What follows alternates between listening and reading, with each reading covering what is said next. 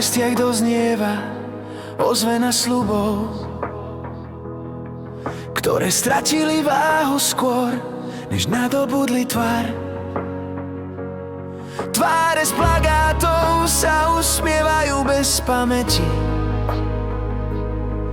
ako masky, čo zakrývajú prázdnotu a strach. Dejiny sa nevracajú, oni pretrvávajú, len menia jazyk a farbu svojich klamstiev.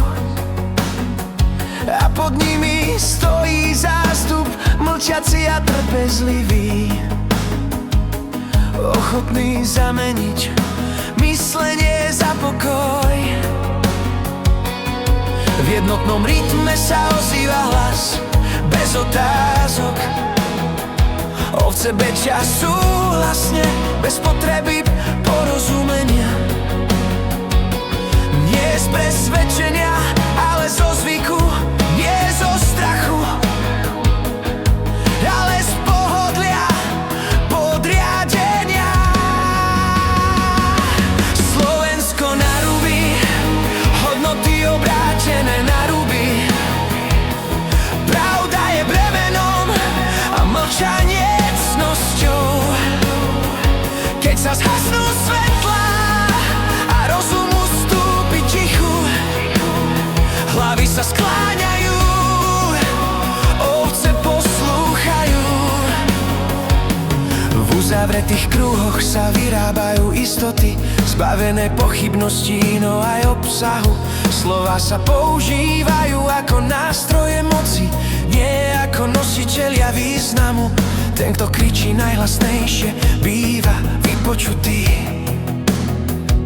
Nie preto, že má pravdu, ale preto, že umlčí ostatných. A dav unavený z neistoty prijíma smer, ktorý mu bol nadiktovaný. Znova sa ozýva ten istý tón, rovnaký v mestách aj na poliach.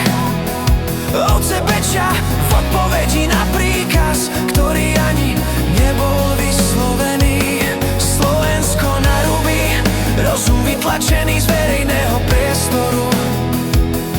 Pochybnosť označená za slabosť. A keď sa zhasnú svetlá a slová stratia význam, hlavy sa skláňajú, ovce poslúchajú. No aj v tomto hluku existuje ticho iného druhu. Ticho tých, ktorí ešte myslia. Nie je lučné, nie je pohodlné, no je pevné ako chrbtica svedomia. Sú to ľudia, ktorí odmietli jednoduché odpovede, ktorí chápu, že sloboda nie je dar, ale neustála zodpovednosť. Vedia, že väčšina sa môže mýliť a že pravda nepotrebuje súhlas. Ich hlas je slabší než rev davu, no má váhu, ktorú krik nikdy nezíska. A v jeho prítomnosti sa jednotný tón narúša. Ovce zaváhajú a prestávajú bečať, pretože dejiny sa nemenia sami od seba, menia ich tí, ktorí sa postavia proti prúdu, aj keď vedia, že zostanú osamočení. Mlčanie nie je neutrálne, poslušnosť nie je nevinná.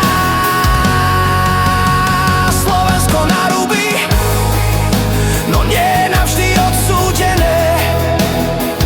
Kým existuje vôľa, niesť dôsledky myslenia. Keď sa znovu rozsvietia svetlá, strach stratí hlas, hlavy sa spriamia a ovce prestanú